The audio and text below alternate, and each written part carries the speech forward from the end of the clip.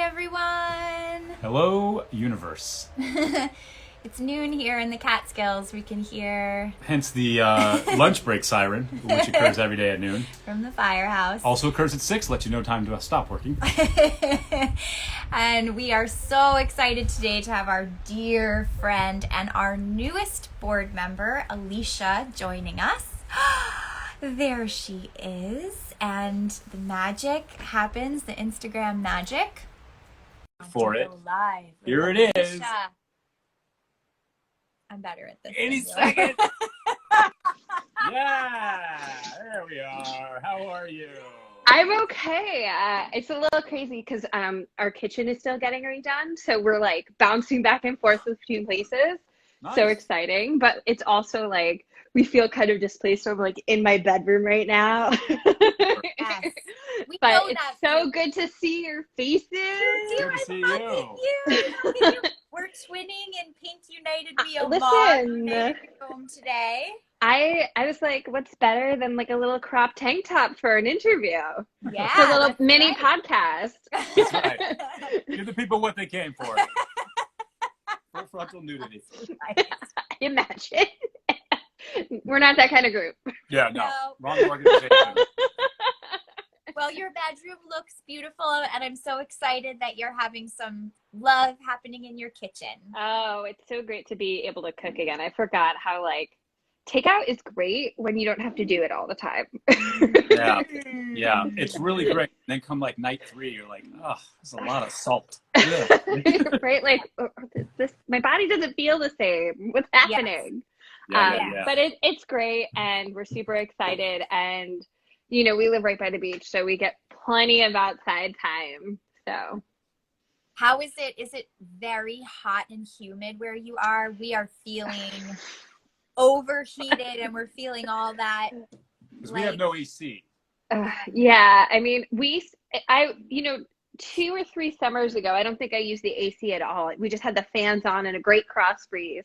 Nice. The past couple weeks, though, it's been like so much humidity. We wake up every morning, you can barely see out the window. It's like, I mean, you can kind of see like it's gorgeous outside, but when we wake up, it's like you can't even see like, I put my arm out there and you can't see it, sort of thing. But it's, you know, that if that's the complaint, right? Yes. Yeah. What did you always call them, Matt? Privileged people problems. Privileged people problems. Yeah. Like to remind ourselves.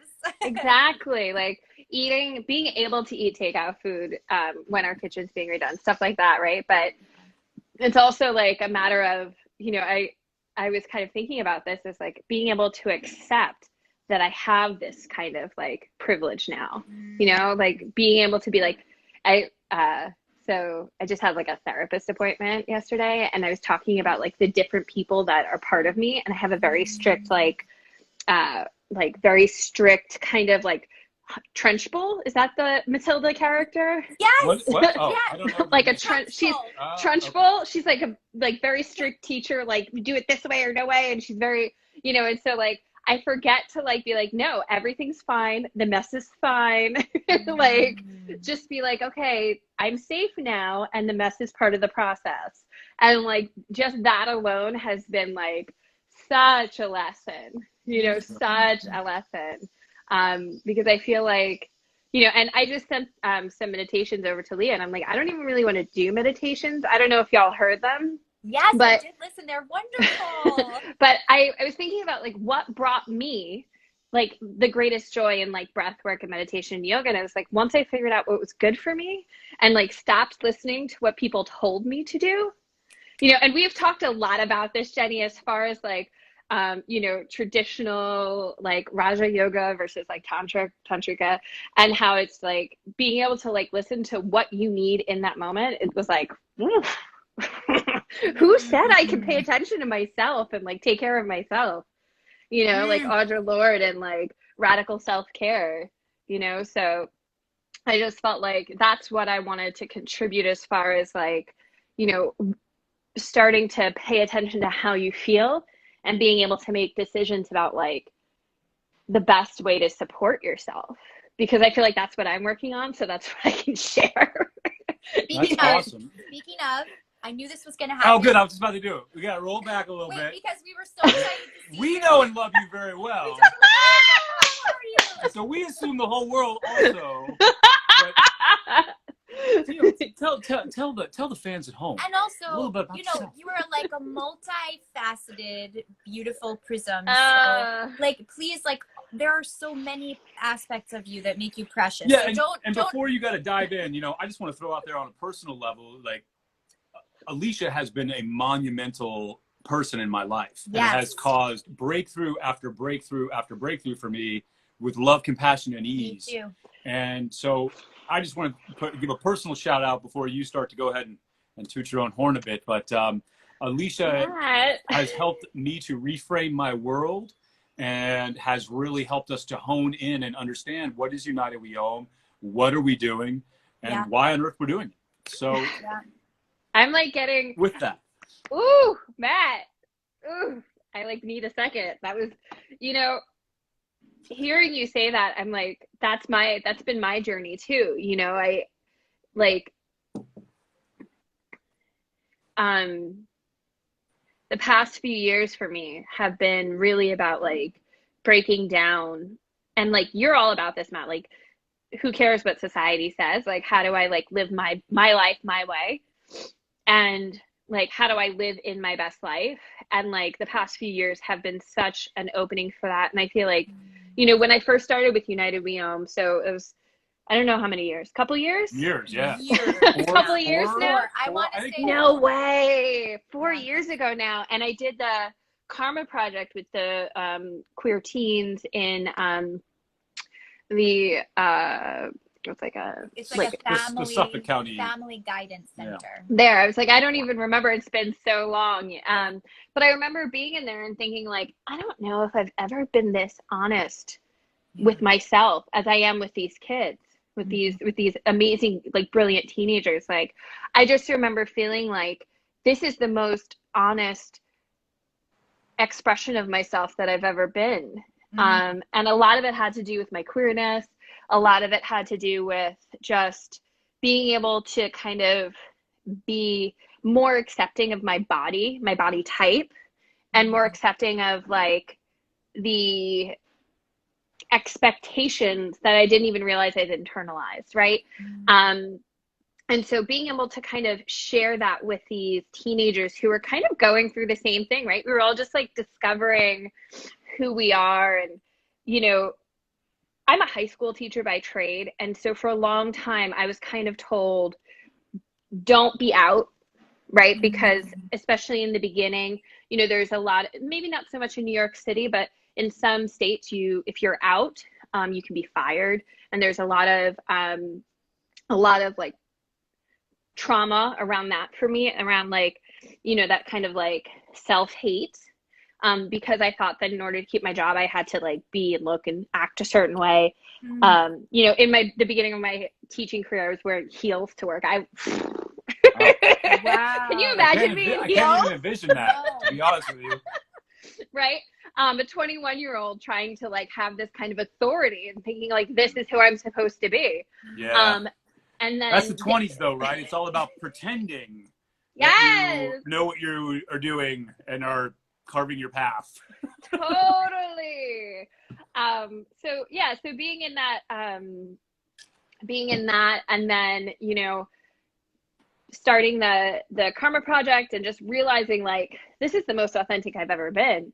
And like the lessons that I learned from those teenagers who were like going through that kind of growth too, like how can I be there to support them if I'm not doing the same thing for myself? And so just trying to live in like that kind of authenticity. And then honestly, you know, we've talked a lot about this. I had Varushka and I started dating again, and that's my wife. And at one point she was just like, listen, Alicia, if you don't get this white supremacy in your own life under control, like we cannot do this. And you know, that kind of challenge was really daunting. And it was another moment of like, okay, well, how do I live in this truth? And I don't even know where to start, because this was I guess 4 years ago now, 3-4 years ago, like right, it was all right Yeah. around the same time, you know? Mm-hmm. And I didn't know anybody in my life, you know, and this is one of those moments when you're like, oh shit, nobody else in my life is trying to think about these things. Nobody else in my life is having this experience. And what do I do and how do I do it? And so there is still a lot of oh my God, the pain that I've caused, or the moments of just like messing up and trying to figure out like, how do I move on from that? Like that was maybe like, you know, and you guys were there for that. You know, you saw me kind of floundering in that because I was trying to tell you about it. Right. And then at that time I was like, I don't even know how to say it. You know? Yeah, but that's the process. Yeah, something that what you just said about you know, kind of like feeling like you're floundering around in it and acknowledging it, and it feels like we're meant to be going, but it's uncomfortable. My experience is, like Matt and I have said to each other a million times, that we're so grateful to you and Varushka that that we're able to feel uncomfortable and keep walking, and it's really allowed us, and I know a lot of people in our community that got to be a part of the two of your incredible yoga of anti-racism training, which I'm still like working like in the we're all you know? yeah, aren't we all? Moments from that training are still coming back into my mind. I'm still like having moments where I'm like, oh. And to me, that is one of the greatest gifts that you, speaking of being honest, you know, to allow space for the rest of us to also be honest. That's one thing that you have done for the two of us that, I mean, we could never thank you enough for. God. You know, and that's the thing. It's like finding people who share that space, right? Like I don't know anybody else at that time, especially when I was like kind of confronted with an ultimatum of like, oh, get your life in order, you know, like get your life together. And I was just like, oh, what do you mean? My life is together. You know, I got a job, I got the house or my apartment. I got, you know, I'm dating some, you know, cool chick. You're a yoga teacher. I'm you know, this is my best life. And like, but in all of those things, what I didn't even acknowledge was, you know, I was working in communities with Black and brown children, and I didn't even understand the trauma that I was reinforcing in their lives by being a white woman who was so authoritarian that I couldn't see past the, you know, the white supremacy that I was just reinforcing daily. The structures that I was just like blindly following because that's what I had done. And even now I'm thinking about that. I mean, you can't, totally. Like, the fish is not aware that it's in water, right? That's part of the issue. And I think once you sort of become aware and you're like, what is water? What was that first step for you? What was the first thing that you were like, okay, I thought everything was cool. Turns out I'm perpetuating things that I do not want to perpetuate. What was that first step of action for you? I think it literally was just awareness. You know, we get this question all the time, like, what do I do? And it's kind of like, you know, and I'm also like, I'm also Puerto Rican. So like I am white, right? Which is something that I struggle a lot with, like the dynamic between being a white passing Puerto Rican, white Puerto Rican, and, you know, the family that I grew up in. And so for a long time, that kind of got in my way as well, right? This like, well, I'm Puerto Rican. So I grew up low income. So, you know, and just getting past those hurdles of being able to acknowledge like, this is me too. Like I am a part of the system. I am part of the white supremacist system. I have reinforced it in myself and in others. Like just acknowledging it and then being able to see it, you know, like I love therapy. I think everybody should be in therapy, but like one of the things we talk about all the time is like just being able to first see the moment in which you are doing the thing is like huge. because there are so many moments where, like, I mean, you know, last week I said something and V was like, did you see you just said that? And I was like, oh, I did just say that. And so it's like noticing, oh shoot, this is something that's been so ingrained in me, that, and being able to say, okay, I see it, but then being able to start saying, like, now what do I do about it? And a lot of times it's just about, like, for me, it's just been about, like, how do I unlearn this in myself? Because I can't see it in the systems and structures that I'm a part of if I can't see it in myself. And that, I think, has been, like, really frustrating for me also, just because I want, like, you know, let's do it. Let's get it all, you know, and I know y'all are about breaking down the system too. But we can't break down the system if we don't have a strong foundation in it. You know, like, as a high school teacher, as a yoga teacher, you know, like I was sharing in the beginning, you know, I wanted to share, like, really it's about, for me, the breath work, it's about what breath works at what time for me when.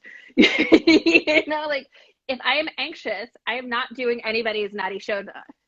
You know, like, don't ask me to, like, hold one nostril and think of all these different things, you know, like, or like, what's the other one where, like, they do in Bikram Milan? It's like that quick, fast, like, yeah, Kapalabhati. Like, I'm not, like, that's not calming me down. I will never, that breath will never be good for my nervous system. I just have to accept it. Like, I'm already too amped up, anxious on, like, default. You know, my nervous system, and that's the thing, right? Like, I've learned that my nervous system is just high action, like, poof, all the time, firing off. And so more often than not, that, like, those quick, fiery breaths are not going to be good for me. But that's only because I've learned through practice and started to pay attention. And that's where, like, the yoga and anti-racism and, you know, dismantling, like, you know, homophobic, you know, heteronormative practices all kind of are in balance, because you have to start noticing, like, what's working and what's not. And, like, if I'm trying to be good to myself, don't I want to extend that to other people? V says this all the time. She's like, you know, you'd think that the issues and concerns that we've went through would help us have more empathy for the other. And very often that's not true. People, you know, there was, I don't know, maybe, you know, you've heard of this experiment about the prisoner Milgram experiment. Maybe the Not military. The one where they shocked people. Milgram Yes, experiment. exactly. Where it's like, oh, you know, the people who went through it themselves feel like they can be a little bit harder on others because I got through it. And, like, that just doesn't make sense in this world that we're trying to create. You know, in the world that we want to see. Like, that doesn't make sense to cause pain because you got through it. Well, why don't we find another way to support people? You know, I don't know. That's like a whole rabbit hole, but no, you're right. A very important rabbit hole, because right along with that, that experience in tandem is the other one that we talk about a lot as an organization, which is trauma. And I remember it was really early on that we had conversations together about this idea of some folks not acknowledging their own trauma because they ranked it compared with what they perceived other people's trauma to be. And so maybe somebody feeling that they didn't have the right to have the experience of something that actually was for them trauma, because there are people that have worse happening, and it can be a way that we kind of cut off, like what you were saying, our ability to turn in first. And this is and I like, let's go here, because you know, you're an activist, mischievous, you know, let's get in here, because, you know, it's a kind of a conversation that I love to have with you, because it's not there's no easy answers, and those are the conversations I love to have with you, because you're a person that's comfortable, you know, spelunking, you know, with us, where nobody's really sure, like, you know. Yeah. You know, I know that we all feel a burning sense of immediacy around equity and anti-racism, and particularly in terms of our organization. And sometimes I find it challenging to give weight, equal weight to the work I'm doing within my own self, because it can feel like, you know, oh, well, I have this nice yoga mat, you know, and I'm going to get to roll it out, you know, in the quiet, and I have all these tools and la la la. Like, shouldn't I be spending this hour at my computer, you know, reaching out to organizations that, you know, don't have access to this?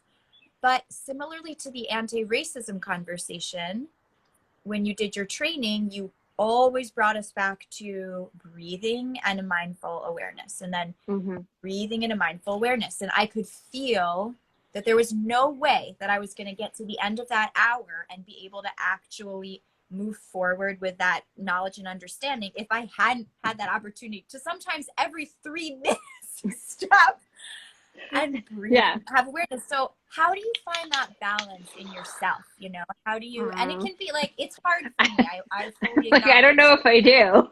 Like, I don't know if I do all the time. You know, I get so frustrated, and like, sometimes it's literally just like pointing something out that I see, you know, like, I've seen this, and it, you know, I think about like the civil rights movement. This is something that, you know, I had a conversation with a friend of mine recently about how they are writing letters to their senator, and, you know, they want to get into local politics and things need to be changed right away. And one of the things that I keep feeling, and I don't know if it's true and I don't know if it's right, it's like one of those, like, let's see what happens, is that, like, that happened. We had a civil rights amendment. Yeah. And yet we still have people who are like in these white supremacist organizations today. Like, it didn't change our national understanding of white supremacy. Like, there's a conversation about, you know, I was watching like TikTok and there was something about how the explanation of Juneteenth in Texas in schools are now, it's so watered down that it doesn't even talk about race. Like, you can't talk about race. And so it's like, why is that still happening? And I think it comes back to, like you were saying, the individual. You know, I have this deep feeling that really it has to be about it change on an individual level, because it's so deeply ingrained in us.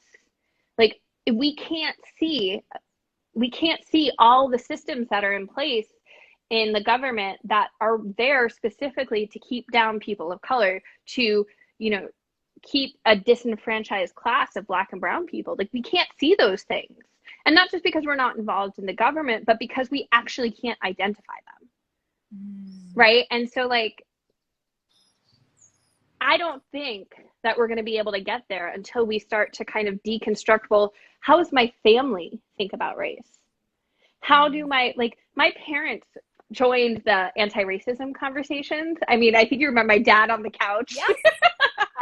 And, you know, that has opened conversations for them with me, you know, and I've never been able to talk about race with my family before, but then they saw this and they were like, you know, we need to figure this out, you know. And I think the other thing is that, like, you know, my mother's German, like, her parents were born in Germany, and like, there is a ton of racism that comes through there. My other family's Puerto Rican, and like, you know, not to forget about, like, in Harlem, the like Puerto Rican Black, like, just huge confrontations. Like, there's so much, you know, like, there's a long history there of people not trusting each other, people being afraid of each other, just all of this. And if I can't deconstruct that in my own self, right? Because you think, oh, German, well, like, obviously, right? But then I started to think about this Puerto Rican side. And I know, Jenny, you've shared some stuff with me about your own deconstruction in your own life, you know, and how that then starts to kind of radiate out.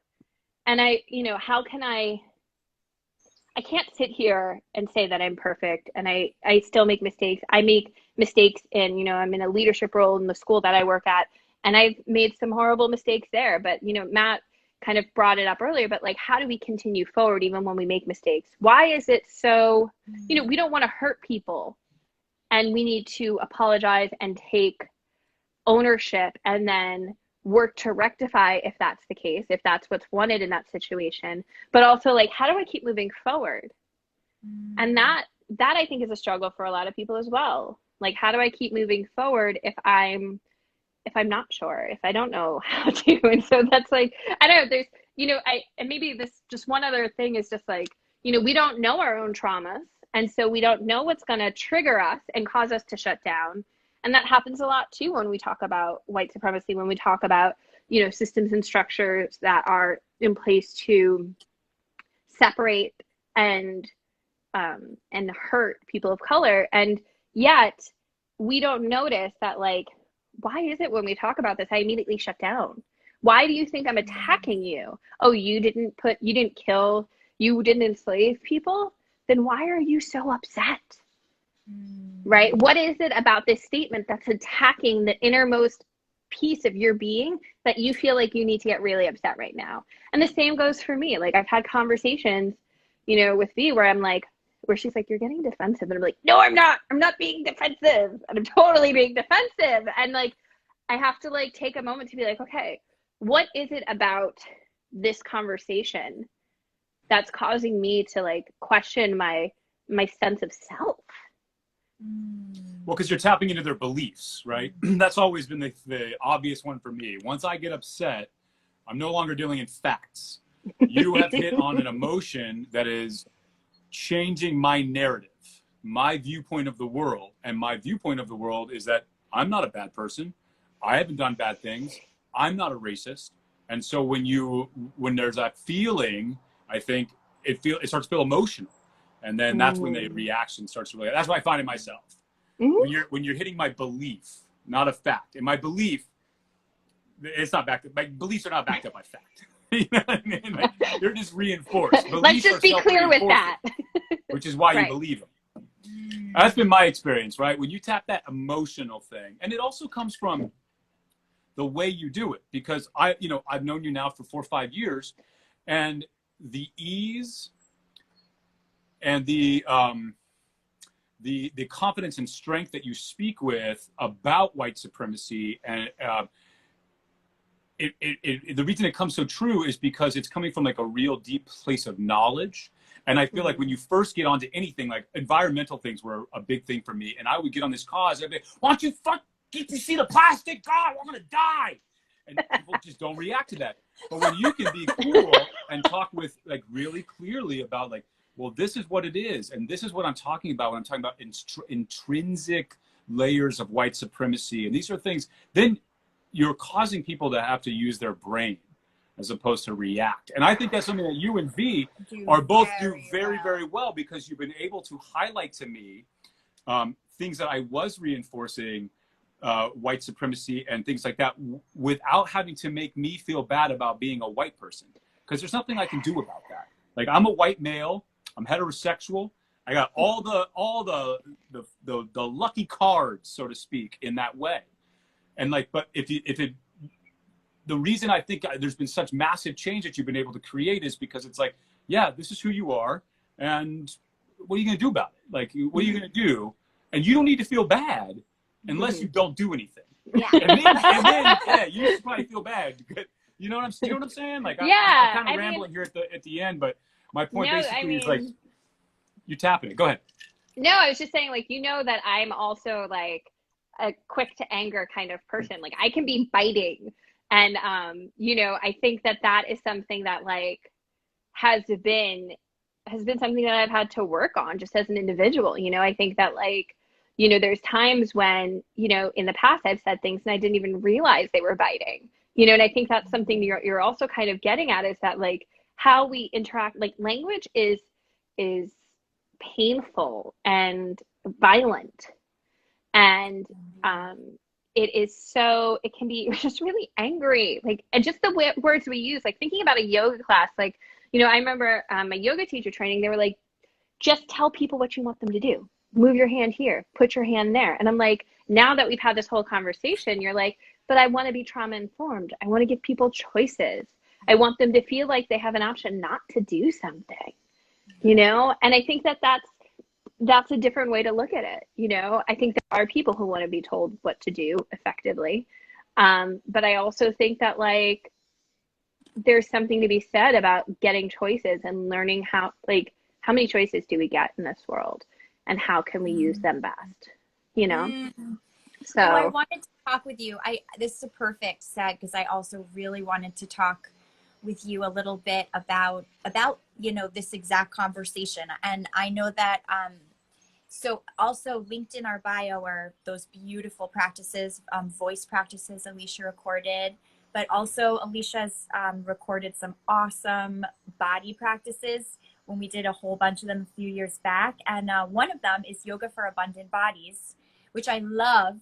And it's so good, and I highly recommend you go practice it.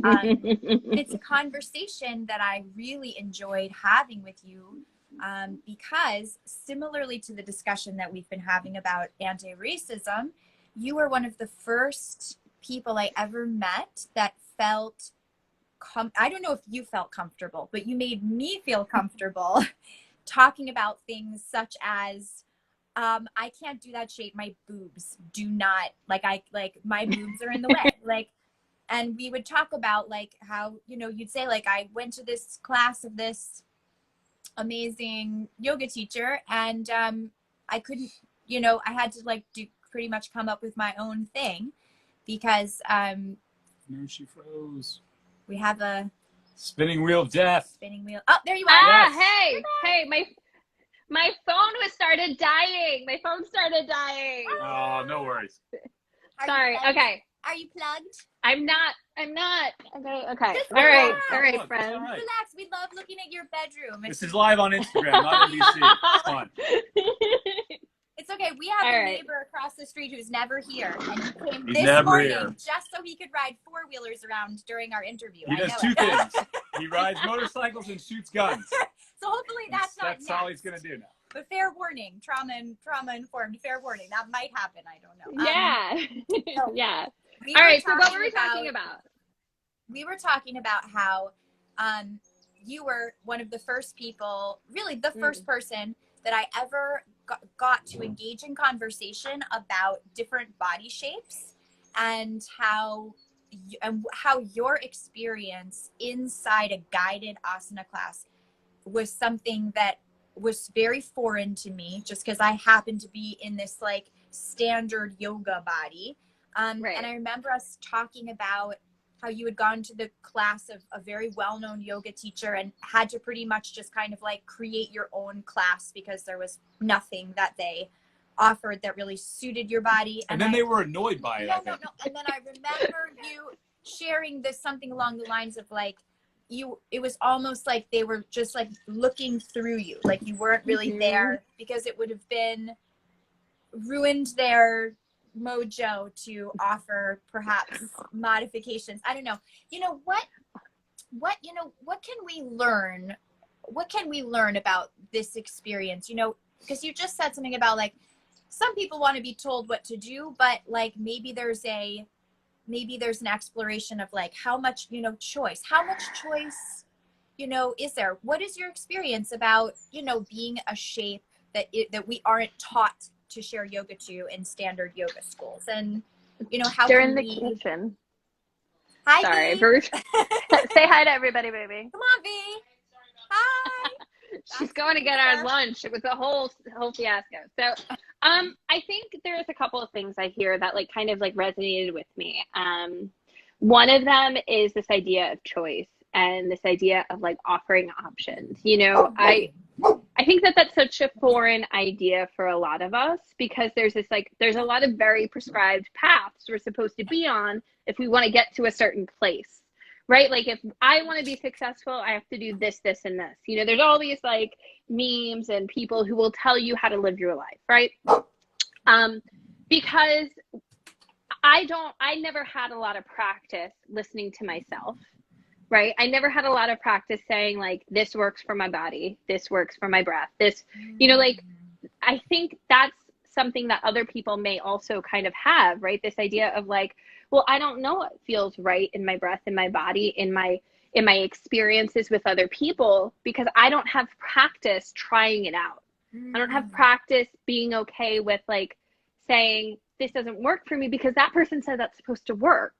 You know, there's a lot of like that kind of vibe. And so I think that there's a lot of like, well, this worked, and I feel like I said this already, but like this worked for me. So like, it's got to work for you. And I think that kind of is like the pattern that follows a lot of what we've been talking about, is just like being open to seeing people and saying like, what am I not seeing about you? What's different about you? So I can then acknowledge it and then say like, okay, now I can make choices in how I act, in how I interact, instead of just kind of like blindly following these patterns that I've always followed, right? Like if someone would just look at me and say, when she's in child's pose, her boobs are smushed up against her chin, that can't be comfortable. Rather than saying, she's in child pose, her posture looks great, her back is straight, her, you know, like, look at all of me. It's like, if I'm in a class with somebody, like, it's like you're giving permission for the teacher to see you, right? Like, or I hope so. Like, if you're interacting with somebody, you're giving them permission to see you in some ways. Yes. And that's the thing, right? We think we know, we think we're taught, we think we've got it all.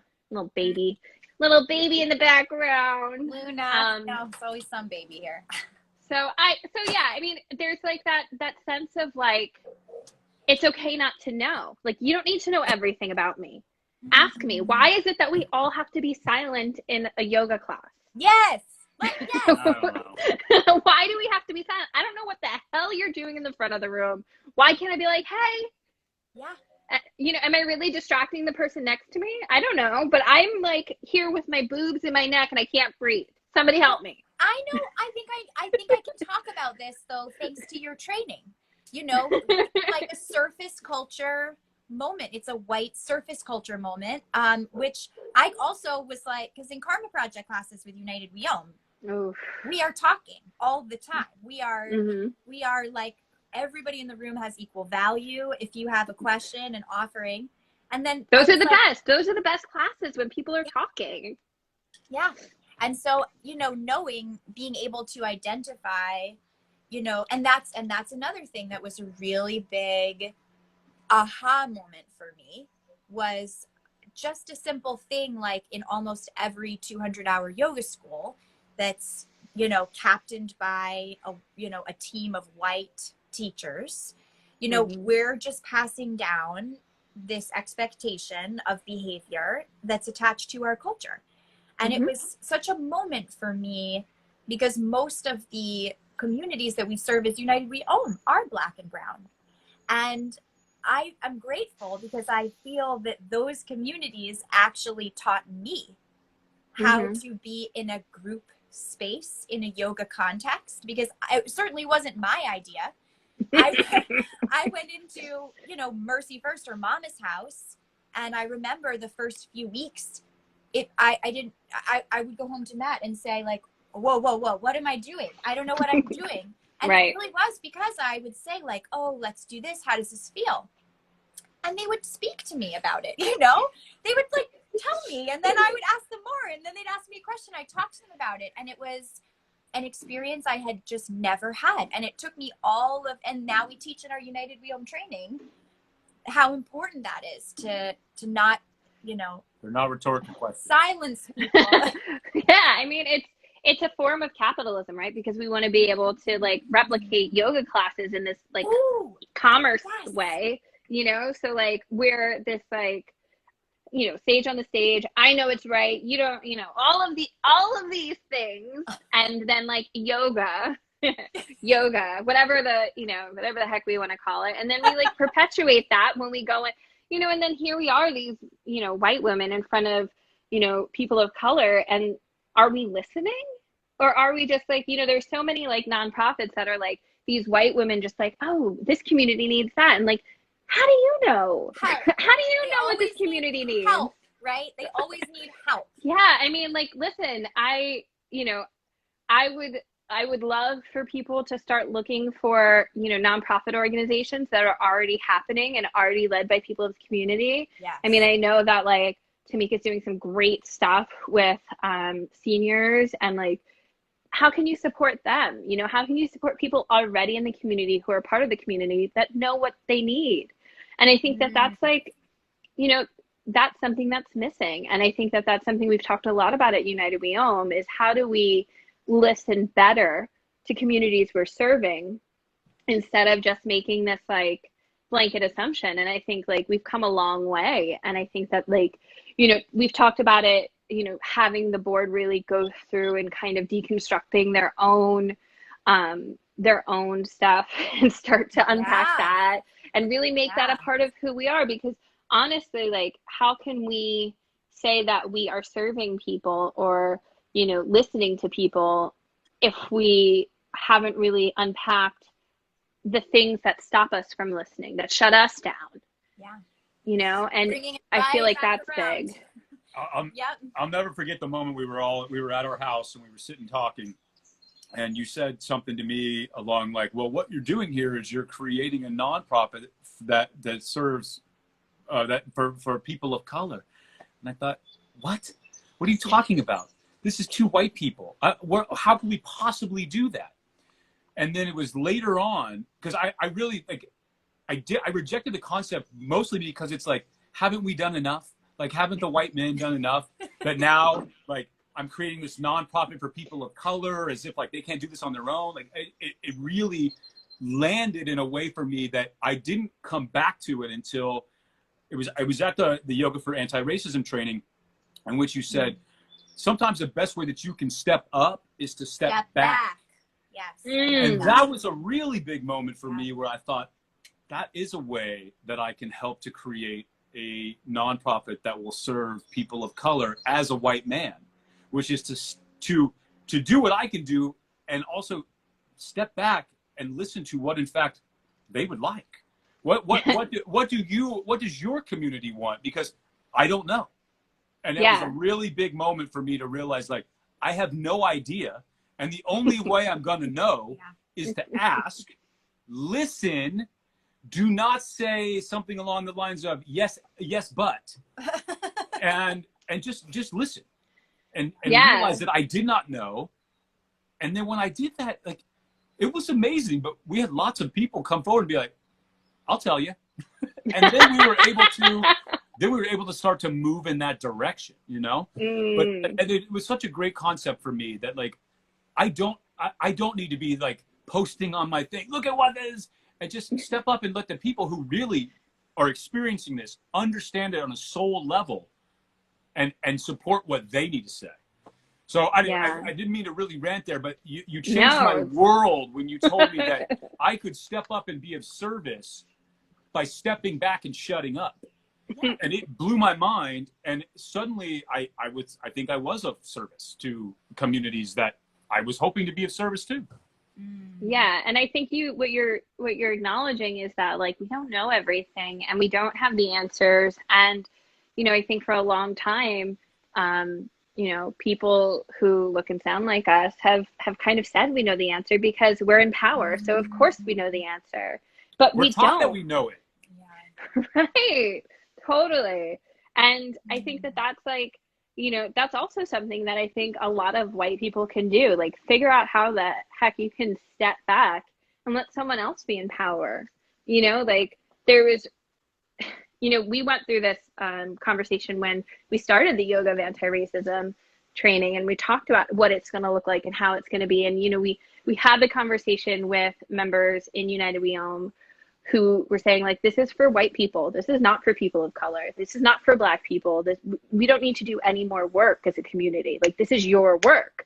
But at the same time, you know, it forced us to then think, well, I have this great partner at the time, right? She was my wife back then, who is amazing at facilitation, who isn't necessarily a part of United We Own, but like through extension, right? She'd always been around, and like she helped me with the LGBTQ training that we did in the beginning, you know? And so like thinking in that way of thinking, how can I step back, also kind of forced us to remember that, like, we are not the only ones in the room, and that there are ways for us to, you know, there are people in our lives who absolutely can step up and who absolutely have the space to lead. And I think that's the thing that, like, you know, that was a struggle for me, because I was like, well, am I not enough? Maybe I shouldn't do this at all. Maybe there's that sense of self that I had to struggle with, to be like, no, like I can step back. I can like share the stage. I can, be a little bit less obnoxious in my own way. Obnoxious. No, but like a little bit. And especially, I think in that process, that's how it feels. I think there's this like reckoning of self that when, like Matt was talking about, when you start to step back and you start to look around and you're like, look at all of this power and strength and intelligence around me that like I get to learn from. And I think that that's something that we as a community, as people who are white, as people in power, could do a lot more of. And I think like, that's something I struggle with, is because it's like, oh, I know what I know, but like, do I? Team obnoxious. I saw Raph say, I was like, you know what? You're right, Raph. It's okay to be a little obnoxious, actually. I should say most of us do have that quality, because we like to, pick at the hole. Like what's through there? Like what? Yeah. It's important. But it's important to be able to also, I think, say like, this is what I know about myself.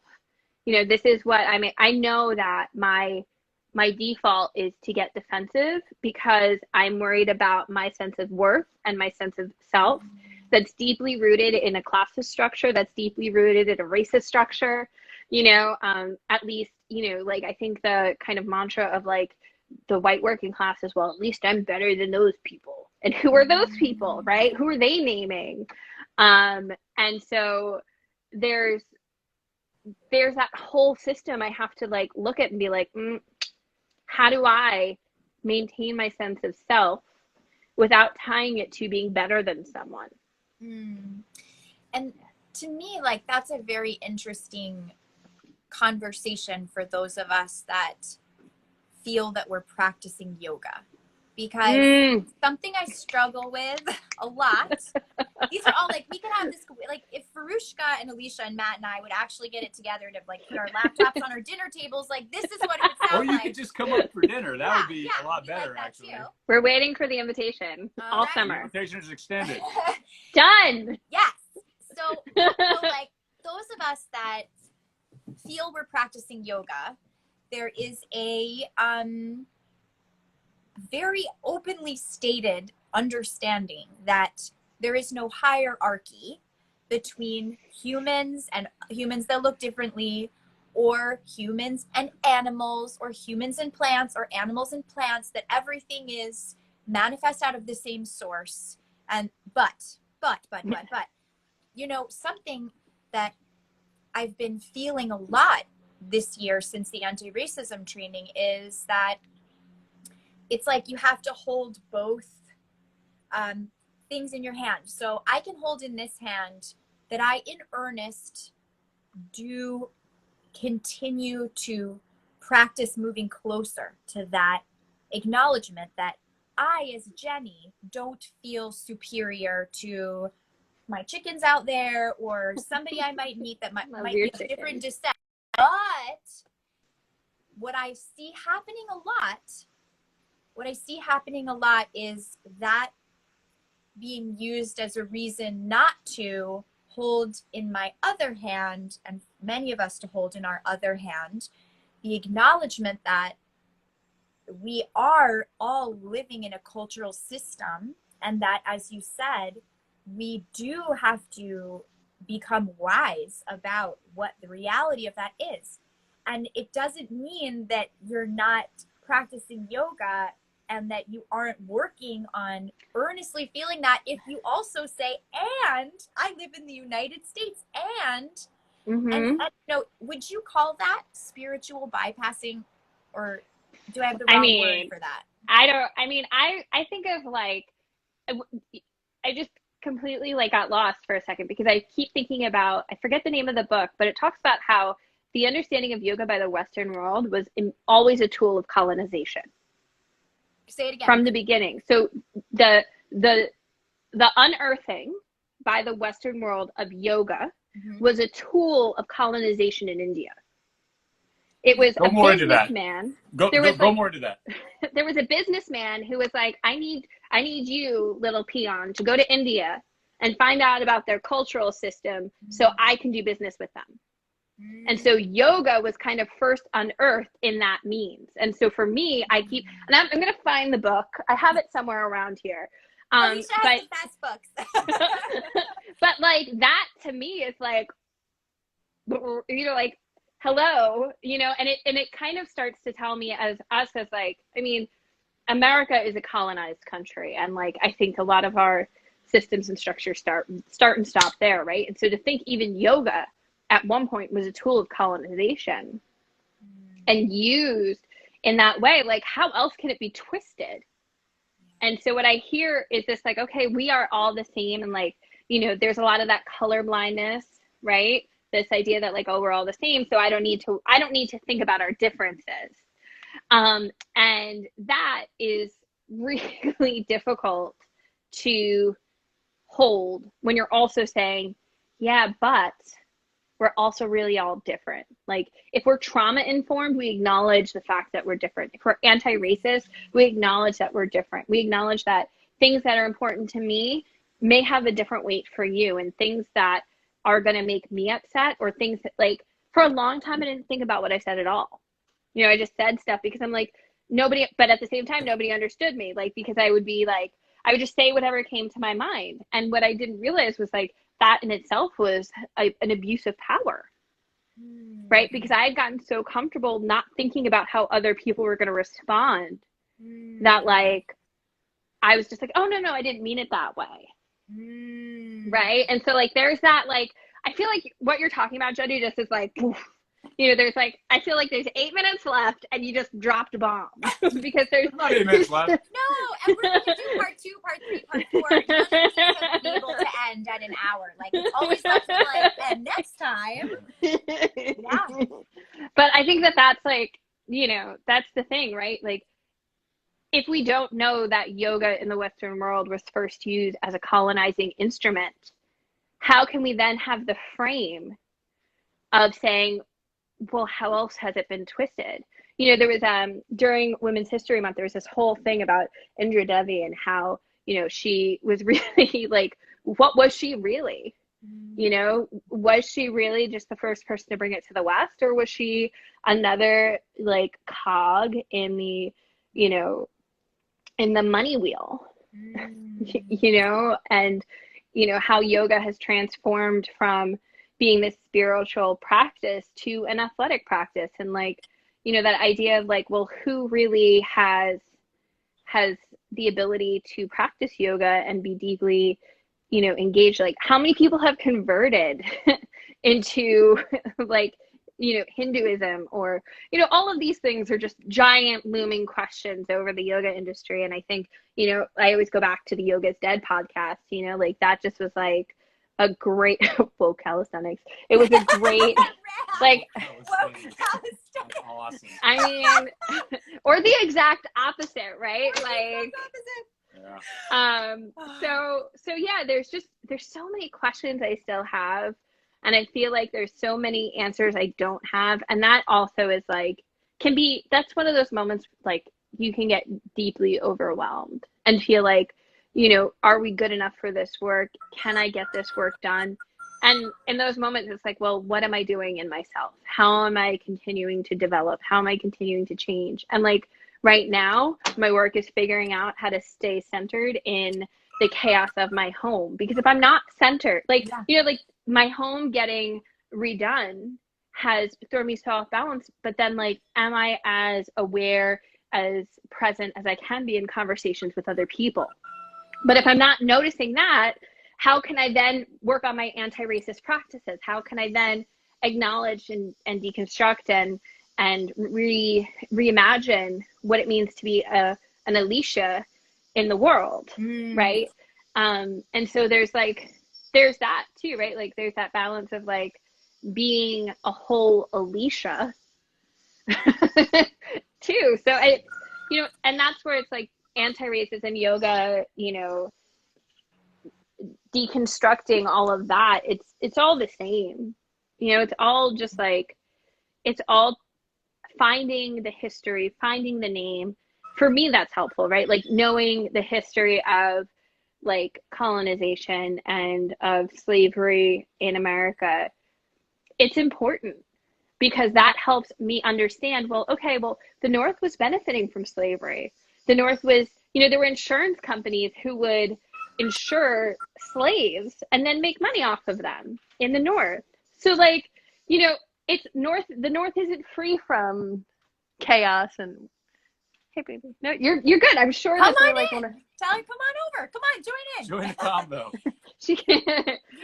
Yes, what you're saying So is important because again, like, and just also to just bring it back to, white people who are in the yoga community, this directly applies. We were on the winning side, as Matt likes to say, of the history books in terms of race and culture in this country. And history's written by the winners. Many of us were raised, yeah. to trust and believe what we were told as the truth.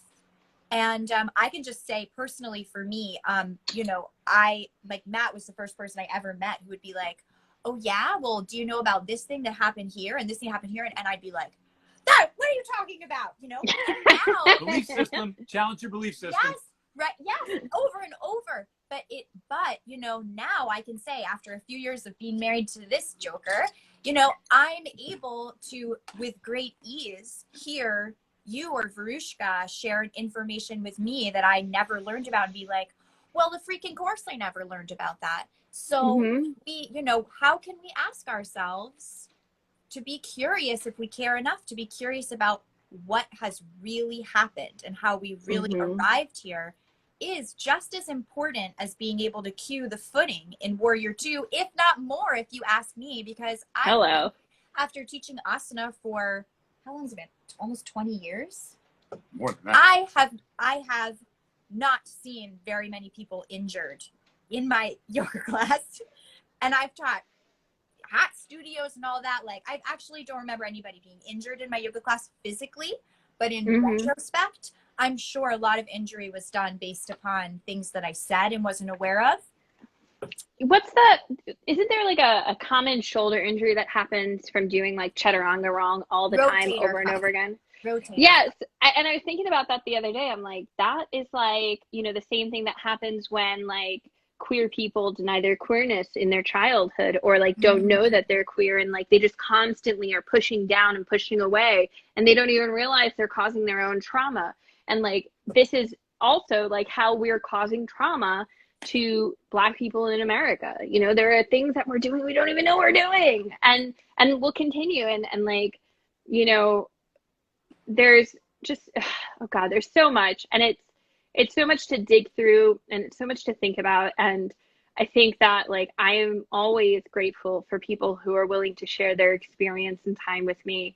But it also comes back to like, I had somebody say to me, well, like I have Black friends and they never said that I was racist. And I'm like, it's because you probably weren't listening. Like if you have, probably not that close to you. Right. Like, and that's, well, and because here's the thing, there's been a large discussion around like, are we inherently racist? Are we an inherently racist society? And I would say yes. Like, I don't know anybody in this society who's not. In America or anywhere for that matter. Like there's colorism. Like I remember going to Singapore to visit my brother and I was like, why are all the workers darker than the people at the counter? And there was this whole thing about like mainland Chinese versus people from Malay and how even in this, my sister-in-law was like, be careful which sunscreen you buy because some of them have lighteners in them. And I'm like, oh goodness. Yeah. And so like, there's this idea of white supremacy is everywhere. And it's just a matter of being able to acknowledge it and look at the historical trends that got us here. I mean, I don't know all of them. I'm not a great history buff. Not to quote Donald Rumsfeld, but sometimes there are unknown unknowns. And I think that can be a real thing, because overt racism is no longer allowed. And I don't care sort of like even in some of the more cultures that you might expect it from, the overt stuff is a very slim sort of thing of like, that person's a racist, right? But the stuff that is intrinsic that we are not aware of, like the implication that white culture is the right culture, that this is what it is to be American or whatever.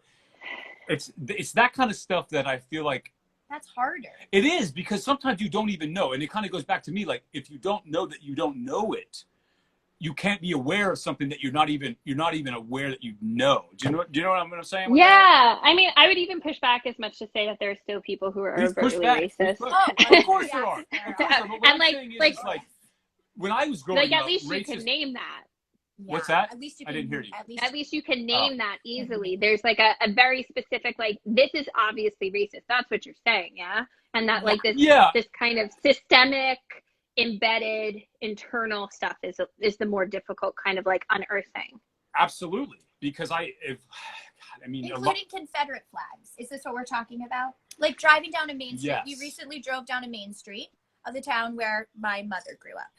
And there are ginormous Confederate flags flying everywhere. Ginormous. They don't say words to the effect of white power or anything like that. But not okay. Like, it's a cultural. But here's the scary one, right? So you have that overt racist, right? He's got a Confederate flag, but there was one.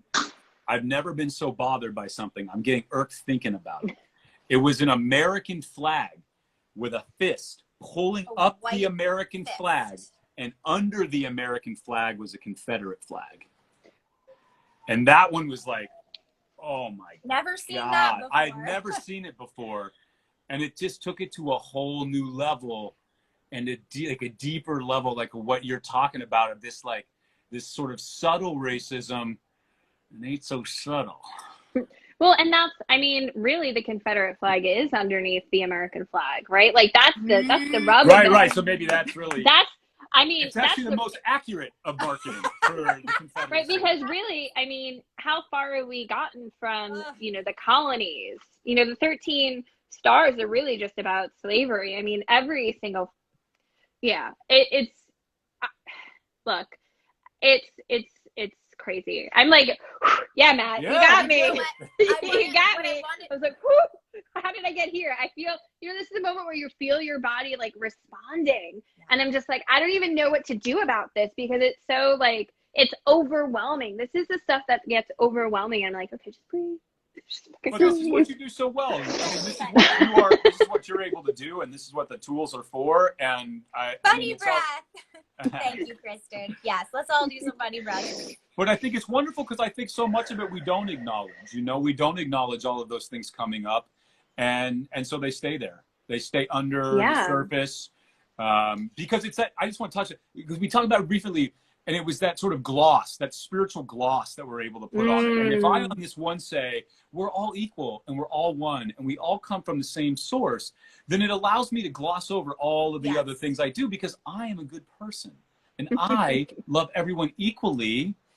And then I can just sort of ignore the fact that in that love of equality, I also am sitting on the, like every time I go out to eat, I'm enjoying the cheap food on the back of thousands of immigrants. Aside from that, like the countless. Do you know about like the tipping system?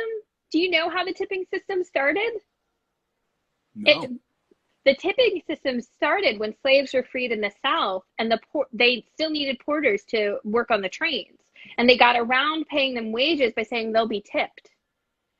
Wow. And so tipping in itself is an inherently racist like idea. Like, I don't have to pay you a living wage, so because these people are going to tip you, and like, what's a tip?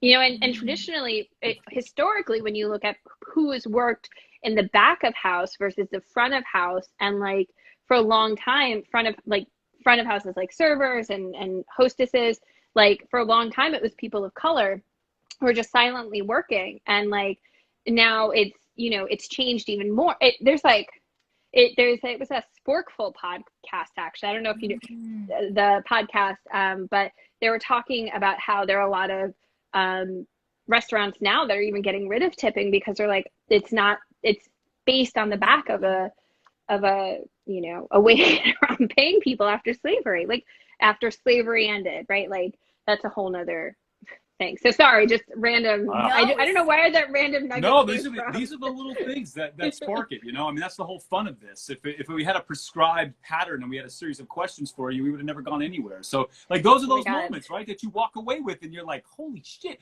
there's your little fact of the day for everybody. Well, and I think that I hope that it is, you know, people are realizing that, like, yeah, this is a podcast of the yoga nonprofit. And yes, like, we have these conversations because we are in the world and we can't be claimed to be practicing yoga if we only tend to our own inner landscape and our own inner freedom, or that of a very small bubble. And so what I wanted to do is to mention the thing that you recommended that white folks do at the Yoga for Anti-Racism training, which we will link to, is always linked in our bio. Not now, it is always there. Anytime you watch this, if you go to the United We Om bio, you will see a tab there for Yoga of Anti-Racism training. It will take you straight there.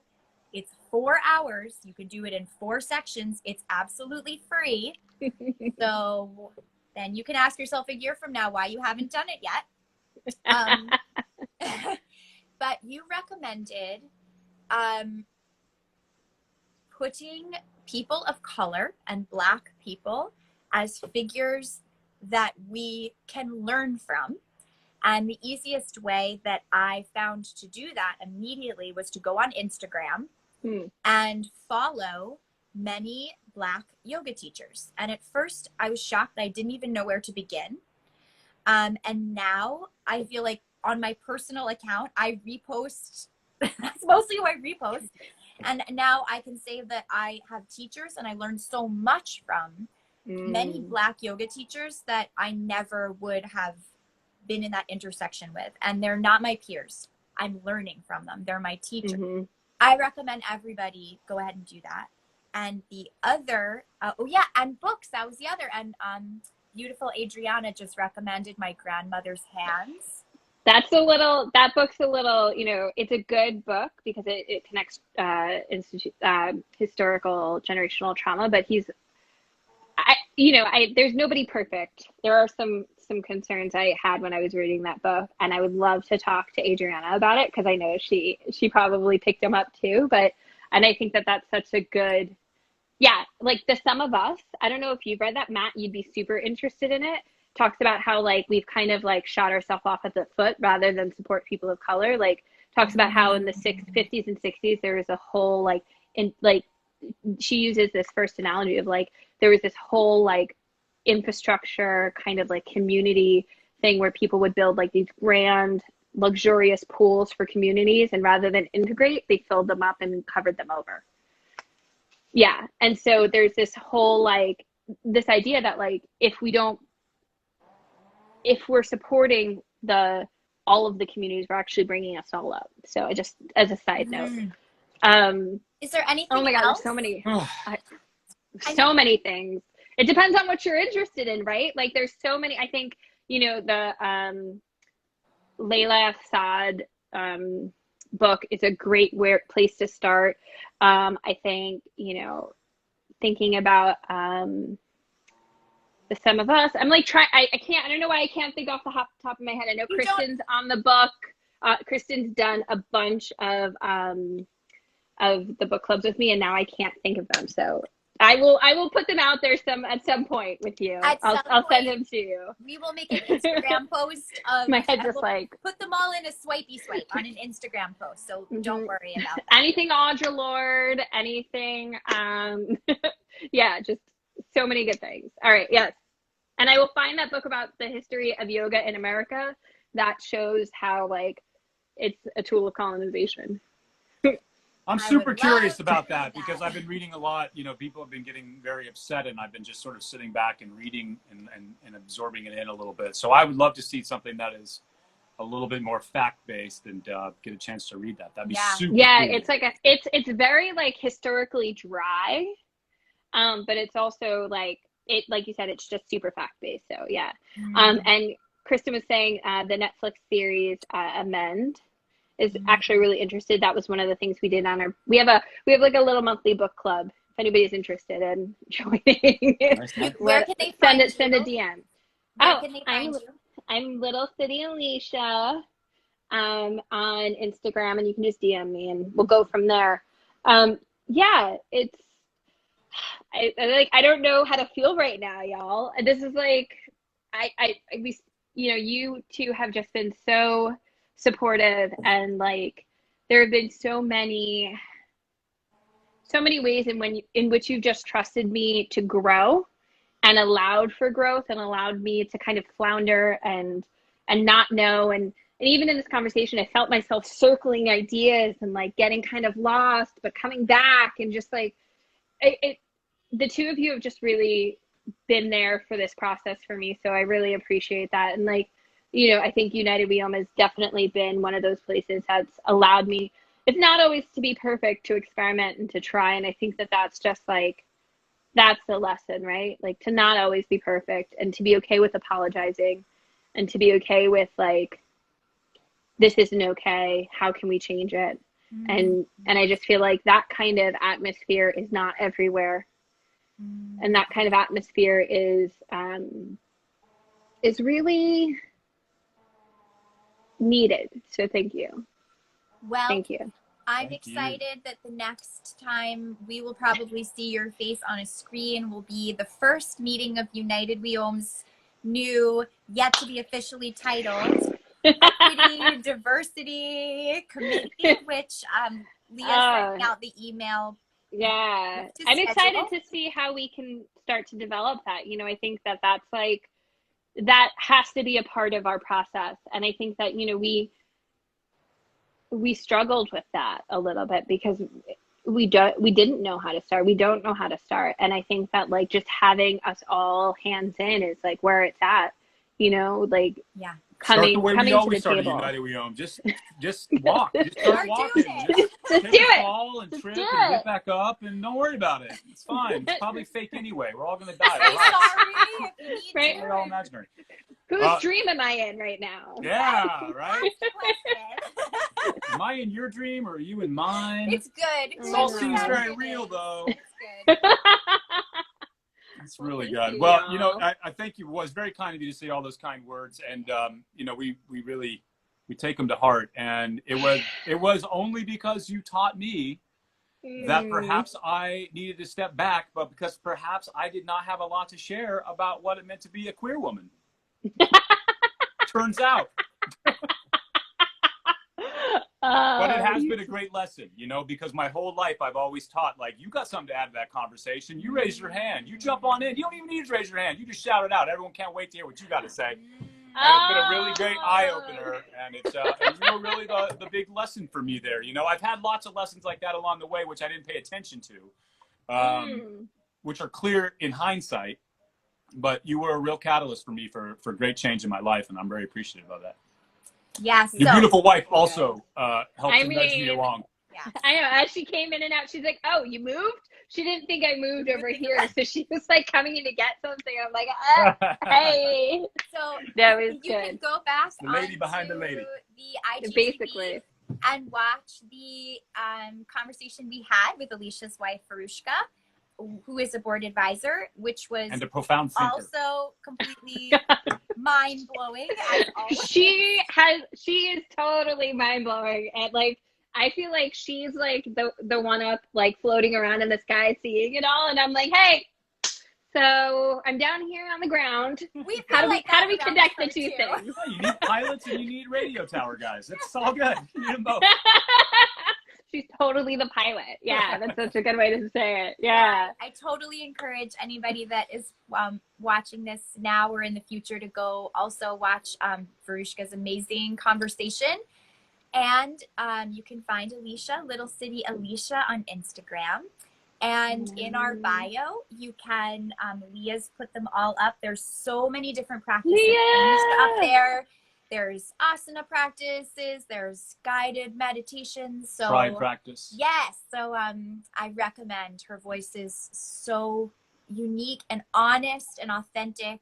And we love you so much. We're so grateful to call you a friend. So grateful. And a board member. Yes. Oh, what? What I did know. happen? It's going to be a good couple of years. It is. I It's know. gonna be wonderful. It's definitely like, it's definitely the next part of this journey, and like to live the life that like we see, you know, to live that life that like we envision for ourselves, like to do the thing, you know, to do the things.